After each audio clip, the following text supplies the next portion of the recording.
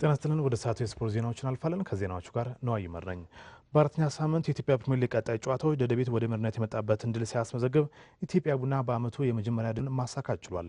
በአዲስ አበባ ስታዲየም ዛሬ ሁለት ጨዋታዎች ተካሂደዋል። 9 ሰዓት ላይ ወላይታ ዲቻን ያስተናገደው ደደቢት 3-2 ማሸነፍ ችሏል። ለደደቢት ሁለቱን ግቦች ሳሙኤል ሳኑሚ ከመረብ ሲያሳርፍ መስፍን ኪዳኔ ተጨማሪውን ግብ አስገኝቷል። አላዛር ፋሲካ ነው ለወላይታ ዲቻ ሁለቱን ግቦች ማስቆጠር የቻለው። በሁለት መከላከያና ቅዱስ ጊዮርጊስ ተገናኝተው ጨዋታው 1-1 በሆነ ውጤት ተጠናቋል።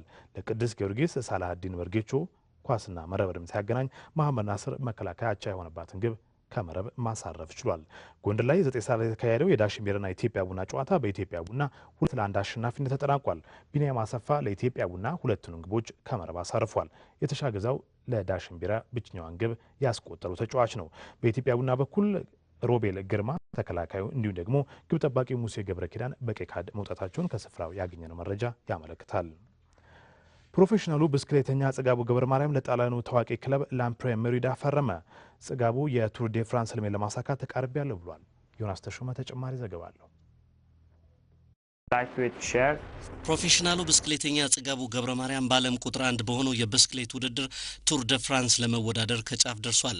ባለፈው ሳምንት በዓለም ያለምንም ማጣሪያ በቱር ደ ፍራንስ መወዳደር ከሚችሉት ጥቂት ምርጥ ክለቦች መካከል አንዱ የሆነውን የጣሊያኑን ክለብ ላምፕሬ ሜሪዳን ተቀላቅሏል።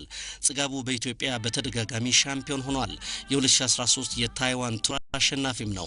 በስዊዘርላንድ ለ2 ዓመታት በብስክሌት ስልጠና መውሰዱና በተለይም ላለፉት 3 ዓመታት በቆየበት በደቡብ አፍሪካው ክለብ ኤምቲኤን ኩቤካ ያሳየው ድንቅ ብቃት የታላላቆቹን ክለቦች ቀልብ መሳብ ችሏል።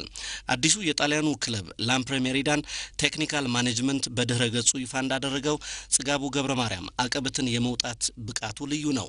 በየቀኑ በልምምድ የሚያሳየው መሻሻል ከፍተኛ ነው። ይህ የልጁን ታታሪነት የሚያመላክት በመሆኑ እምቅ ችሎታውን ለዓለም የሚያሳይበት አጋጣሚ ይሆናል ሲል አድናቆቱን ገልጾለታል።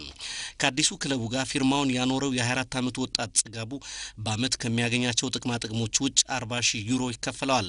ቤተሰቦቹን ጥየቃ መቀሌ የሚገኘው ጽጋቡ በተለይም ለኢትዮጵያ ብሮድካስቲንግ ኮርፖሬሽን እንደገለጸው የምንጊዜም ህልሜ ተቃርቧል። ቱር ደ ፍራንስ ለመወዳደር ካሁን በኋላ የኔ ጥረት ብቻ ይፈልጋል ብሏል። በታላቅ ክለብ የመጀመሪያው ኢትዮጵያዊ በመሆኔም ኩራት ይሰማኛል ነው ያለው።